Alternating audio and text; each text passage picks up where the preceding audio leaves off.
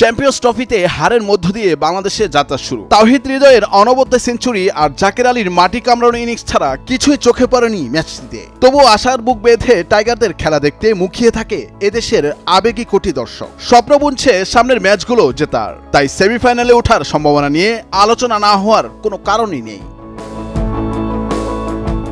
সেরা চারে থাকতে হলে সব দলের জন্য ম্যাচ মাত্র 3টি করে। বাংলাদেশ দলের চ্যাম্পিয়ন্স ট্রফি অভিযান শুরু হয়েছে হারের মধ্য দিয়ে। গ্রুপ এর খেলায় এই মুহূর্তে ভারতের পাশাপাশি নিউজিল্যান্ডেরও 1টি করে জয় আছে, আর বাংলাদেশ ও পাকিস্তানের পয়েন্ট ভান্ডার আপাতত শূন্য। সেমিফাইনালে উঠতে হলে গ্রুপের সেরা 2-এ থাকতে হবে। প্রথমেই দেখা যাক গ্রুপ এ তে কোন দলের অবস্থান কোথায়। বিশেষভাবে খেয়াল করতে হবে রান রেটও। বোঝা যাচ্ছে পয়েন্ট শূন্য হলেও এই মুহূর্তে রান রেটের কারণে পাকিস্তানের চেয়ে এগিয়ে 3য় স্থানে রয়েছে বাংলাদেশ। শান্তদের সামনে ম্যাচ রয়েছে 2টি, 24 ফেব্রুয়ারি নিউজিল্যান্ডের বিপক্ষে আর 27 ফেব্রুয়ারি পাকিস্তানের বিপক্ষে। এবার দেখা যাক বাংলাদেশ দলের সামনে সেমিফাইনালে ওঠার কি কি সমীকরণ রয়েছে।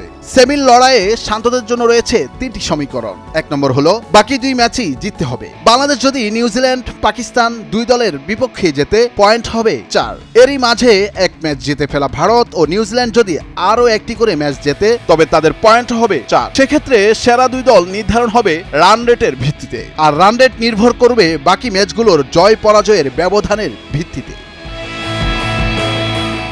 দ্বিতীয় সমীকরণ হচ্ছে 2 ম্যাচের 1টিতে জয়। বাংলাদেশ যদি নিউজিল্যান্ডের কাছে হারে কিন্তু পাকিস্তানকে হারায় তাহলে পয়েন্ট হবে 2। সেক্ষেত্রে পাকিস্তান ভারত ও নিউজিল্যান্ড ভারত ম্যাচের ফলের প্রভাব থাকবে। তবে বাংলাদেশ নিউজিল্যান্ডের বিপক্ষে জিতে পাকিস্তানের কাছে হারলে হিসাবটা একটু কঠিন হবে, কারণ নিউজিল্যান্ডের 2 পয়েন্ট আগে থেকেই রয়েছে।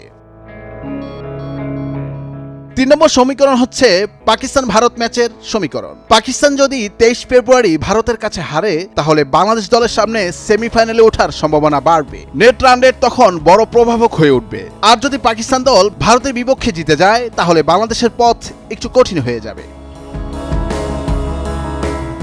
মূল কথা হচ্ছে বাংলাদেশকে সেমিফাইনালে উঠতে হলে বাকি 2 ম্যাচে জয় নিশ্চিত করতে হবে। 1টি জয় পেলেও শেষ 4-এ ওঠা সম্ভব, তবে সেটা নির্ভর করবে গ্রুপের অন্য ম্যাচগুলোর ফল ও নেট রানের উপর। নুরুল আফসার, নয়া দিগন্ত।